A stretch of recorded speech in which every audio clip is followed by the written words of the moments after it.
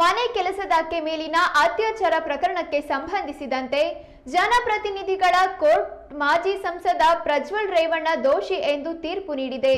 ಮೈಸೂರಿನ ಕೆಆರ್ ನಗರದ ಮಹಿಳೆಯ ಅಪಹರಣ ಮತ್ತು ಅತ್ಯಾಚಾರ ಪ್ರಕರಣದಲ್ಲಿ ಬೆಂಗಳೂರಿನ ಜನಪ್ರತಿನಿಧಿಗಳ ವಿಶೇಷ ನ್ಯಾಯಾಲಯ ಜೆಡಿಎಸ್ ಮಾಜಿ ಸಂಸದ ಪ್ರಜ್ವಲ್ ರೇವಣ್ಣ ವಿರುದ್ಧ ತೀರ್ಪು ಪ್ರಕಟಿಸಿದೆ. ನಾಳೆ ಶಿಕ್ಷೆಯ ಪ್ರಮಾಣ ನಿಗದಿ ಮಾಡಲಿದೆ. ವಿಶೇಷ ನ್ಯಾಯಾಲಯದ ಜಡ್ಜ್ ಸಂತೋಷ್ ಗಜಾನನ ಭಟ್ ಜುಲೈ 29ರಂದು ವಿಚಾರಣೆ ಪೂರ್ಣಗೊಳಿಸಿ ಪ್ರಜ್ವಲ್ ರೇವಣ್ಣ ದೋಷಿ ಎಂದು ತೀರ್ಪು ನೀಡಿದ್ದಾರೆ.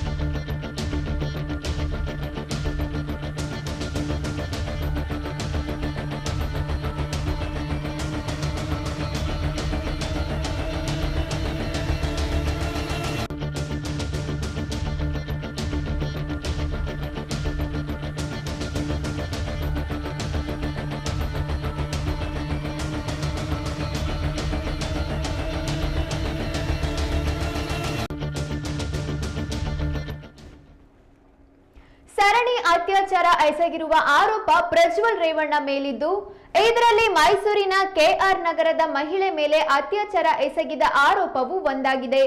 ಅತ್ಯಾಚಾರ ಪ್ರಕರಣ ಬೆಳಕಿಗೆ ಬಾರಬಾರದು ಎಂದು ಮಹಿಳೆಯನ್ನ ಅಪಹರಿಸಿ ಹುಣಸೂರು ಬಳಿಯ ತೋಟದ ಮನೆಯಲ್ಲಿ ಕೂಡಿ ಹಾಕಲಾಗಿತ್ತು ಎಂಬ ಆರೋಪದ ಅಡಿ ದೂರು ದಾಖಲಾಗಿತ್ತು.